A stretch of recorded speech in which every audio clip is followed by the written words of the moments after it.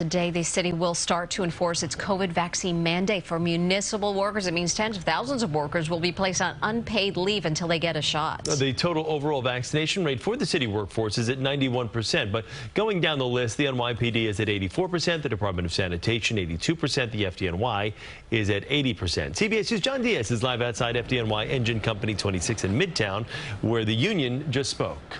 John?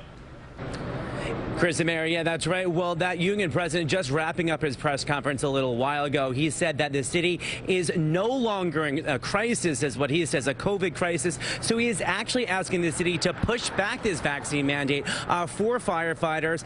He's asking for more time for his force, to get their shot, saying that they only had 9 days to comply.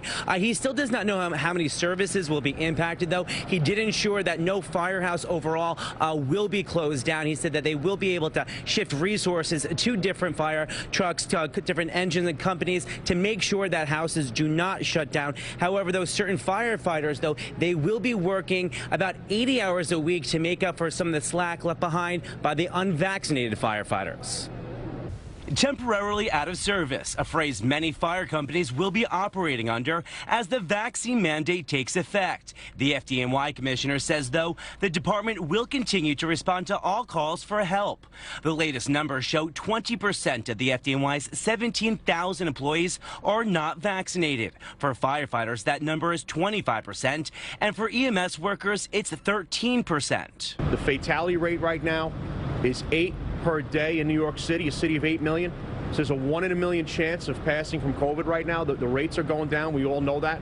Why this is being forced on us is on everybody. It's just, we believe it's a political thing. And in the NYPD, where 16% are not vaccinated, the commissioner has said gaps would be filled with overtime and double shifts. City workers should get vaccinated, and it's something you have to peel off the Band-Aid at some point, so might as well do it tomorrow. This comes as garbage is piling up, sitting uncollected in parts of Manhattan. Many believe it's a sign of protest. Department of Sanitation workers not wanting to get the vaccine. With 18% of the nearly 10,000 sanitation workers unvaccinated, we saw employees working Sunday, their usual day off, to pick up the slack. It smells, and it's like I can't walk on the street then.